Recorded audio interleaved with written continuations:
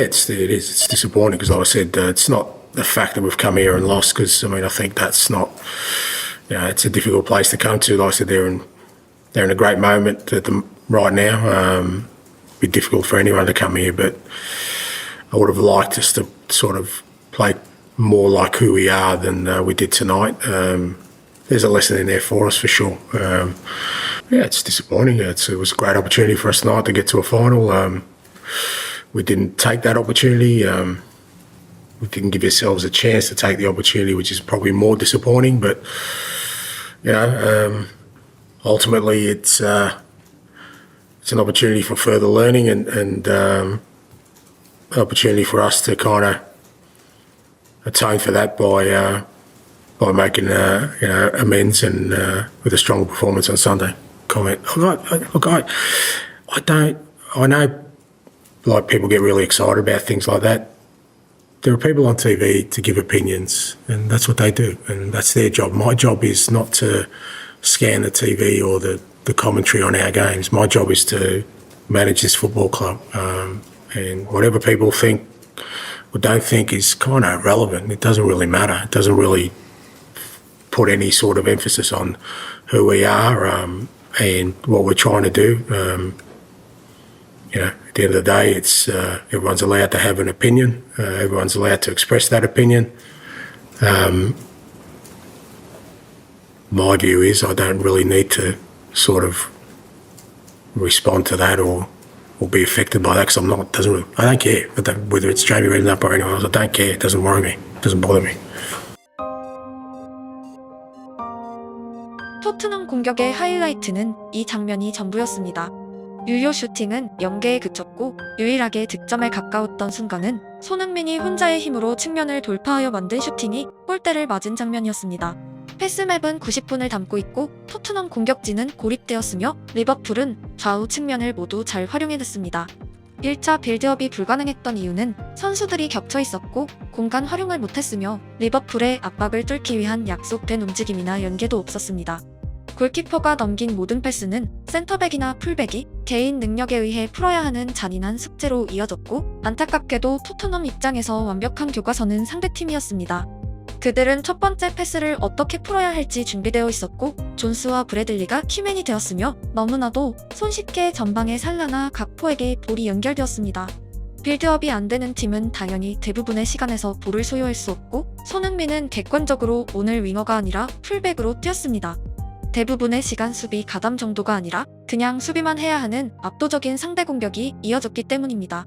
토트넘이 6단 방어 끝에 한두 번의 탈취에 성공하면 아쉽게도 우측 윙어를 통해 역습이 진행되었고 템포를 손쉽게 뺏겨버렸습니다. 클루셉스키는 토트넘에서 가장 느린 윙어 중 한 명이고 당연히 역습에서 할 수 있는 게 별로 없습니다. 하지만 거듭 패스맵에서 보여지지만 좌측에는 아예 연결고리가 발생하지 않았습니다. 리버풀 감독의 의도적인 좌측면 봉쇄라고 해석되는 이유는 볼의 흐름과 상관없이 토트넘 역습에서 손흥민 앞에는 무조건적으로 로버트슨이나 흐라벤버르흐가 놓여있었기 때문입니다. 과거 일부 감독이 손흥민의 온더볼에 대해 다양한 방어책을 준비했다면 오늘은 아예 좌측으로 공이 가지 않게 하는 방식으로 빌드업을 저지해냈습니다. 사실 안필드에서 4경기 연속 득점을 기록하고 있던 손흥민의 역습을 경계하란 지시는 상대 감독이 바보가 아닌 이상 당연한 수순이었고 토트넘은 이에 대한 역공을 준비했어야 하지만 클루셉스키가 볼을 전진시킨다는 악수 외엔 특별한 준비가 없어 보였습니다. 하필 오늘의 클루셉스키는 장점이었던 체력 레벨마저 평소보다 떨어져 보였고 전진은 불가능에 가까웠습니다. 결과적으로 시즌 최악의 경기력 중 하나가 하필 가장 중요한 경기에서 나타났습니다. 중원 싸움은 말 그대로 초토화되었습니다. 소보슬라이는 중원의 사령관이었고 토트넘의 경기력은 한 단어로 총평됩니다. 미드 차이였습니다. 보통 패배하는 경기에서 다양한 원인이 분석되지만 오늘 경기는 완벽한 힘의 차이였고 압도당하는 경기에서 평소보다 라인도 뒤에 형성되었으니 차라리 3백을 통해 역습만 노리는 축구가 낫지 않았을까란 아쉬움이 남게 되었습니다.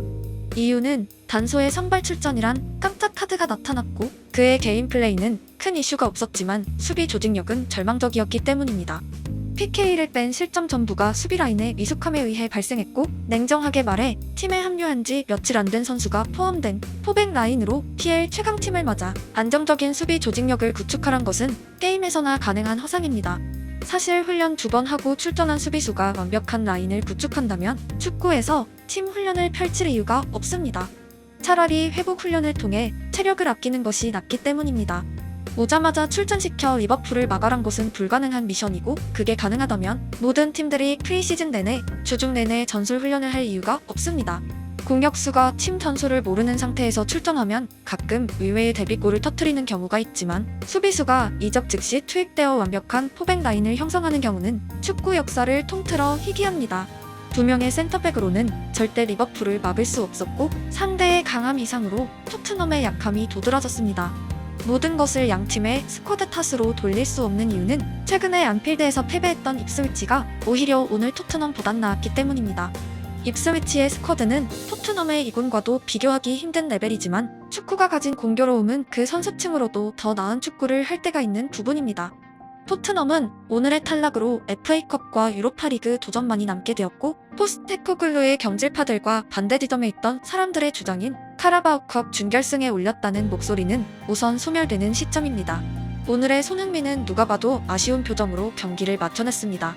아침에 눈 떴던 순간에 절대 꿈꾸지 않았을 장면이고, 한 걸음만 나아가면 웸블리 행이라는 설렘을 안고 하루를 시작했을 것입니다. 그를 응원하는 팬들이 할 수 있는 유일함은 그저 평소보다 더 큰 응원과 위로입니다. 항상 말했지만 축구에는 이기는 날만 응원하는 사람, 혹은 이기는 팀만을 골라서 응원하는 사람이 있고, 또한 무조건적인 응원만 펼치다 이기는 날에 그 행복을 100% 공유하는 사람들도 있습니다. 그런 존재들의 진짜 가치는 어쩌면 패배하는 날 더욱 부각됩니다. 다음 걸음을 위한 기약의 힘이 되기 때문입니다.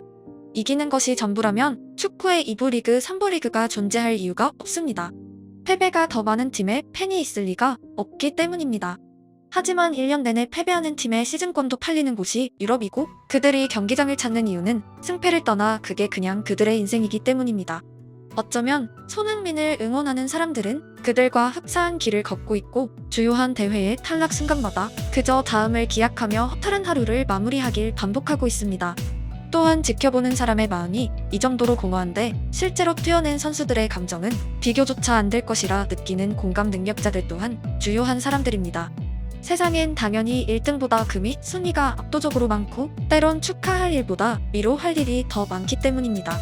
축구를 떠나서 먹고 살기도 힘든 세상에서 따뜻한 위로를 전하고, 진심으로 타인의 슬픈 감정을 다독일 수 있는 사람들이 타인의 아픔에 조롱하고 즐거워하는 이들보다 많길 기원합니다.